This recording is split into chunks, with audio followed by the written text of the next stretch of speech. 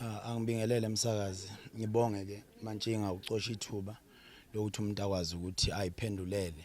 njengomholi okhona kwa Ward 7. Ngizothanda ukubingelela ke abahlali base Ward 7, ngibingelele nabahlali base 23. Cha thina la silokhuzana siyihlobane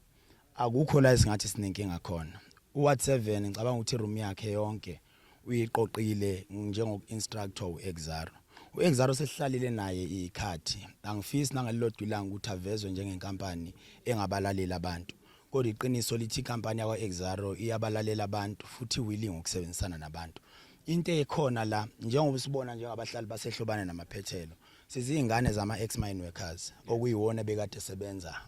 la ehlobane. I-challenge enkulu esinayo la sino Ward 23 osuke wanwebeka kakhulu. Ekunwebekeni kwakhe kakhulu uExaro njalo uWard 23. Kunabantu abangabafiki njengamanje esayidini lase 23. Abangasibona abazalelwe la ehlobane okungesibona futhi obaba abakhahlamezwa ukusebenza kwalezi imayini. Kunabantu abafikile ababeyitholela indawo la kodwa njengamanje babukeka sengathi bona abafuna ukuhamba phambili eyintweni zasehlobane while abantu abakhahlamezeka nabarehabilitatwayo abantu ababekade beshiwe bakhahlanyezwa zimayini. Njengoba usibona nje siselela lezi zindlu baba beyithenga emayini ngoba babekade bengabasebenzi bakhona. Iprocess ke kaExaro ukurehabilitate indawo. Kungaba irehabilitator economically noma ngabe irehabilitator social. So kuleli side elingale ukubhekelela uExaro ukuthi indawo engama dams ziyavaleka yini ukuze kungagalakadeli inkomo zabo nani yonke leyo nto leyo. Ukuhlala kwethu la ehlobane sithuke siphakathi nendawo la khona umphakathi kubonakala ukuthi awuthathe entweni akusekho ama companies athi afuna ukuvula amathuba omsebenzi kule ndawo yakithi. Then sahlangana njengomphakathi kwaba ukuthi asambe siyokhuluma noExaro njengabantu esashiwa kubona sishiwa imayini kwakuyiskola. Saba nezingxoxo nabo sasubmit ama proposal ukuthi iziphi izinto abangazenza okumele kube ukuthi izama ukuthuthukisa lo mphakathi. Baqhamuka ke nayo iprocess le funding ekade menishinwa umholi lo okundwandwe wase 23. Leyo process leyo ngicabanga ukuthi bisahamba fair ngoba bakhona abantu bevela on records baqhamuka from Cliffdale abapitchayo but ipitch yabo kushutha ama judge akubanga ukuthi iba nalomsoco abawudingayo. Kukhona umbango wawukhona wawusekuthenini asikwazi ukuthi singazopitcha nabantu base coronation whereby coronation ino anglo wayo. uAnglo naye wenza the very same process eyenziwa uExaro ukuzorehabilitate in such a way ukuthi uAnglo ngicabanga ukuthi nawo balekeleli kuno just vejo ngale coronation. So iargument ngalelo langa yayi based on ukuthi akukwazi ukuwina umuntu wase coronation ebe eno Anglo owenza the very same process ngala. Umhlonishwa uZwide lo walokhuza kumina nje akhona ngisho ama records wayeyitholile iadvert ethi kuzomela kube ukuthi kuzoba nepitching. Thina sasihamba naye njengekomiti lasehlobane sasi expect ukuthi yena njengomholi akathathe lento abize umphakathi awuhlanganise address ukuthi kune opportunity eqhamukile eExaro. Kwakukhona abanye abaholi kwakubani wakwaNdlovu igama lakhe kwakuxolani wakwaNdlovu naye sasihamba naye sazi ukuthi uzopresenta esayidini laseCliffdale ukuthi uExaro ikhiphile nayi opportunity ye rehabilitation but bona babe nesifiso sokuthi akube into yabo kufike bona bodwa ngoba ivoice note ikhona la khona uZwide ethi sengimthumela umfana ongaphandle ngicela umnikeze ama document angene ngaphakathi. Ngamtshela no lento akusiyona yakhe ingeyomphakathi umphakathi wazisile yini. It's where clash became between mina naye uLokhuzana. Then basuka no Lokhuzana nabo Ndlovu bayoforma ukinfluencer icommunity yase Cliffdale. Hlobani nama opportunity ayifuni ukuni involve kulama processes. Into ithi ithine singama leaders la ithine submit ama proposal o create ama job opportunity ngoba sibona singanakwe masipala singanakwe umuntu. Athe uma iseqala lawo ma project ekhahlela enikeza ama fruits ukuthi ilahle le dafola ngathi uzokwazi ukuthi wenze igas ama investors siyawathola basuka bona beze eExaro bathi ikomiti alisamelelekile while isikade sihlala nabo ekomiti ba convince abantu bathi kunama opportunity kuyaqashwa eExaro. Bafika abantu ngobuningi lapha na kwaba ne distraction eningi. Then kwaze wafika la khona uExaro uthi umphakathi hambani uye restructuration ngoba kwakungavunyelwana. Kwaba ukuthi kunalento yezinduna neLokhuzana nama councillor in the process because ngeke ngisabuyela kakhulu ekuthenini uCentral sawu defender kanjani izihlobane because kwakune property ilempi nje amaphoyisa ayaza sezasijwayela kwakade kuzodemolishwa iCentral lapha kwaba yiwo lo mphakathi wasehlobane uthi le Central workshop ayikwazi ukudemolishwa ngoba sisafuna icreate ama opportunity for ingane zethu babe ngekho bonke nabantu base 23 sayibamba sayiwin then la kulento yenduna kuneyinduna ezifuna ukusupersede izinto zase Exxaro while induna thina ngokufundiseka kwethu sazi ukuthi zifola under uCogt. You will correct me if I'm wrong. Ukuthi induna ingaphansi kukaCogt. Ngapha esayidini lezi induna abalokube breaka ngazo. Sine challenge yokuthi zi under umthetho wa traditional council. Asikho thina la ekuthenini ubani okumele abe inkosi ubani okumele ngabe inkosi. Asinandaba nalokho. uCogt okumele usothe out yonke leyo.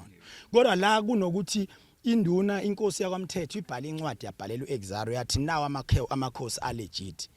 asikdispute lokho but isifisa ukuthi kube khona idocument eqhamuka from uCogt because thina sikwaziyo nesifundiswe ngakho ngokwegazethe yase South Africa ukuthi induna zonke ziyahola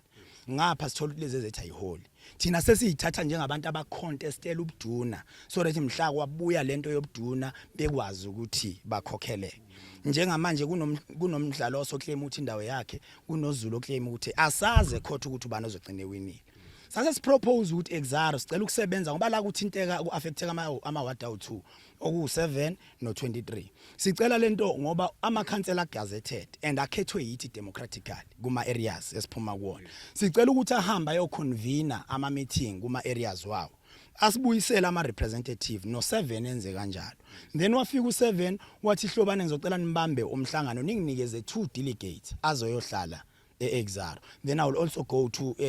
kwaPelepele bazonginika 1 uLokhuzana intshenteke izonginika 1 ibhom lakhe izonginika 1 imandleni izonginika 1 sakuvuma lokho wayifacilitate iprocess umhlonishwa wase7 wasibuyisela abantu wabuyisele eExxaro nomyeni wenza the same e23 wafacilitate iprocess wabaletha abantu eExxaro uExxaro invited us ukuthi wozani ke sizohlala ngoba seyikhona into kanjalo then sahlala sibe ne meeting nini ngolesithathu last week sahlala savumelana ukuthi okay njengamanje ke akusetshenzwe kulama project akhona sakuraise emhlanganweni ukuthi kuzoba unfair ukuthi nehlobane Exxaro if ukuthi uzothi uqala umsebenzi kuqhamuka ama job opportunities awu5 sikhuluma bakhona abaholi balezi indawo bese kuthiwa kulawa ama job opportunities awu5 aqashwa abantu bakwa 23 sicela ukuqala sinikeze laba abantu bala ngoba sisazama ukuphemba umlilo esingafuni ucishe because uma ngabe seqashwa abantu base 23 bengaqashiwa abasehlobane bazohamba beyophazamisa iprocess amathuba bawakhipha kaba u5 saqasha abantu basehlobane ngenhloso yokuthi sibani asokheleke sikwazi ukukhansela wonke umuntu bezwa lokho wasuka umholi yena akakhethwanga e23 kwazi ukuthi iprocess was not fair e23 akakusho kodwa straight direct kulabo abantu baseLokhuzana uthi abaphatha amapasi kunama opportunity akhona eExxaro ithweke iclash eqhamuka khona they never invited us but iclip icirculate lekuthini ukuthi kuthiwa kuziwe kuzohlanganelwe eKwatasa sayibo kanjani u7 uyisothile out room yakhe u7 akanankinga why mabezoteleka bezoorganizela ewardini lethu awukwazi ukusuka e23 uzoorganize abantu la ithwe abasifice khona silindile then sabatshela ukuthi bafowethu sicela nisuke ewardini lethu because intuthu ezoqhamuka la kuzothiwa nayo kihlobane seyinenkinga hambani yo organizelana ngakini nibuye if ukuthi nithi iprocess kaMhlonishwa uCouncillor was not free and fair hambani intoyizele yena abuya azoqalisa phansi iprocess nilethe labo bantu bezongena banilalelele ukuthi kwenzakalani nobo nabafuni bafuna ukuyovala ikhampani le company esithi thina sicela ukuyivikela ukuze ikwazi ukusinika lama opportunity osekuphele 20 years engekho umuntu owalwelwayo ukuthi aqale kube khona ukusebenza size sibenzele example mabefika sithi na umphakathi na sikiphethini kumphakathi wasembilani nasemhlangeni iAmy ikwazile ukuyiorganizer bayikhandi iAmy namhlanje iAmy wa createile ama opportunity bekumhlangano bekumphakathi wasembilani nowasemhlangeni bebesipha lokho abebekade besipha khona nathi sinikezeni uchance sizame ukulungisa indlu yethu uma ngabe umsebenzi uba mkhulu siyodla sonke ilapho ke iclash ekhona ukuthi yena ufuna ukuba umholi ukwenzileke phambilini webhayi uExxaro ehambise ama sunglasses einganeni ibuko lezi zamehlo kuyingane enenkinga amehlo namadlebe wafika khona washutha wathatha wanikezela inye page umholi onamandla osebenzela umphakathi useyakhankasa uhlushwa yini influence yepolitiki imroundisa nala ngasafanele khona we are not political njengoba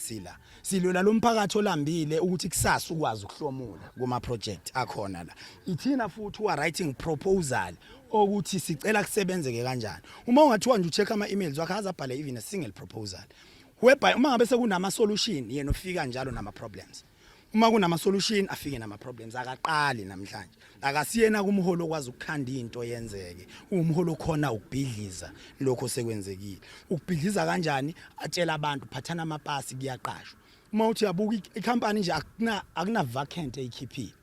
lama pasi abaphathise wona ubantu nje nabo bangabantu abaneqiniso kubona mina bambuza ukuthi uthe siphatha amapasi yiphi amathuba omsebenzi akhona akakwazi ukudayisela abantu a false hope because abantu bakithi balambile and vele bazoyithenga leyo nto ayenzayo bese kuphazamiseka lama investors esithi sizama ukwanxenxa mina nje ngiyacela njengamanje ngoba sithi uma sifika futhi la uzumbono ukuthi kushuthi unama personal agendas wakhe not for le lokhuzana le society uma sifika sima la benikhona sime lapha sazama indaba ye social distance uma sisazo approacha nini ukuthi bafuthi nathi sicela interview esibeke iside lethu yena uthena boke wakhipha ubhakha onikeza umfana behamba naye kukhona emavidweni umfana ukhipha isibhamu wadubula la wonke umuntu bekhona ebuka sagcina thina siyakuya masiyakuya uthi Zulu ungayi kuyena lo mfana ungwasosuthi ngidami ngiwakhona usuthi yabona umfana uyazana naye yena omnikeza ubhakha umnika igo ahead ukuthi akadubule laba abantu ngokucasuka basondela baya kuyena naye uzama ukutshela umfana thakabaleke kuyivideo mangilokhuza umthetho bheka le ungabisayibuka icamera nanje ayibona ukuthi perpetrator ubani uyena even ngathiwa siyabuka kuyicompany ukuthi imapha ama solution eze nawo ukuthi labantu basizakale ngoba njalo uhlale nje ene dispute njalo une dispute uma ngabe ukuthi kufuneka ama solution engaba silent umhlangano wazi uphele bane body ke nabantu base 23 ukulidwa ama 19 cars afuna njalo ukuba phambili kodwa makumele kuza ama solution awazi lutho so ngiyabonga nje ukuthola ithuba kodwa ngiyacela ukuthi umthetho ngoba inhliziyo ziyahluthuka lo mfana okhipha isibhamu lapha mncane kabi lo mfana ziningi izinto ezingenzeka ngoba umusa ukhipha isibhamu wadubula mina njengoba ngumholi kufanele ukuthi udubula mina sekuzophoqa ukuthi lo mjida ngimbuke ngenye indlela ngiyacela ukuthi amaphoyisa awadlala indima yawo kungaze kufike la khona esibukana khona kabi kubhlungu into ayenzile uthatha ubhakha anikeze ingane athayidubula asikaze sifike nangelilodi ilanga lathi nasiphethe ibhamu izimpike zeyigodi ziqala ngezinto ezifana nalezi akakhuzeke umholi nabo futhi abase 23 if befisa ukuthi inqola yokusebenzisana ibe khona abangabe samkhetha umholi ofana nalo ngoba njalo siyohlezi sinama clashes ukusetshenzwa kuzosetshenzwa kodwa umsebenzi uyakhandwa unama phases uno phase 1 phase 2 phase 3 up until umsebenzi kube ukuthi uba accommodate bonke abantu ngiyabonga